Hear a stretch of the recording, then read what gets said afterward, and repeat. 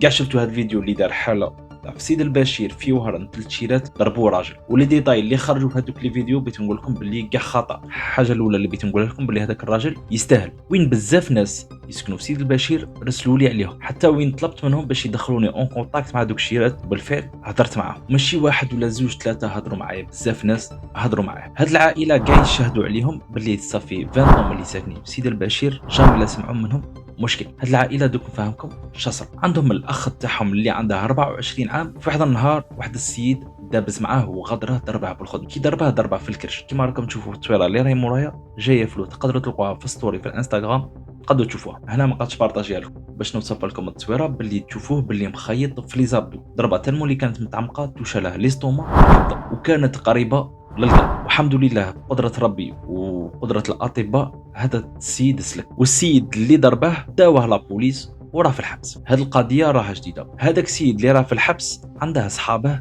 سيد الباشي، صحابه شاولاو يديروا يروحوا عند هذا السيد الضحيه تاعنا، يروحوا يقولوا له روح عند لا بوليس قول له ساي سمحت له باش هكا يطلقوه من الحبس، ولاو كل يوم يضغطوا عليه. السيد كل ما يخرج برا بالحاله تاعي يبغي يشم شويه هو يبدل شويه جو، يطيحوا عليه يقعدوا يهضروا معاه ولا يستفزوا فيه. وقال لهم باللي قالوا كان نسمح له الدوله ما تسمحلهش. نهار اللي خرجت هذا الفيديو نهار الحادثه شصره جاو عنده هذوك شاشره، واحد رافد تورنيفيس واحد رافد مطرق، وجايين عند الباب قاعدين يعايروا فيه يطيحوا له ويعايروا في العائله تاعه كاع كيما كانوا، وقعدوا يضغطوا عليهم باش يروحوا عند الشرطه ويقولوا باللي سمحوا لهذاك السيد. في هذيك الحادثه كاع خرجت واحده من الاخوات هذوك الشيرات باش تهضر معاه.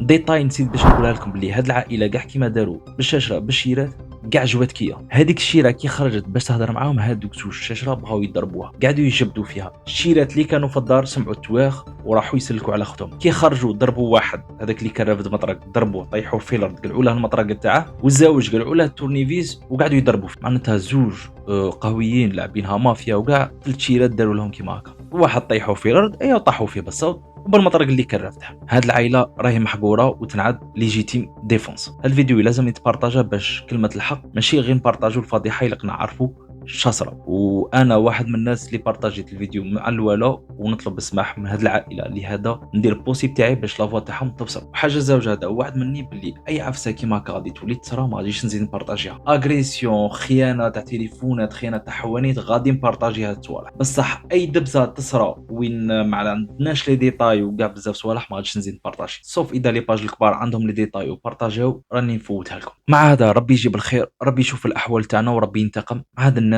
اللي متوحشين كيما هكا اللي خصهم حبس كبير في الصحراء. مع هذا طلعوا في روحكم. السلام.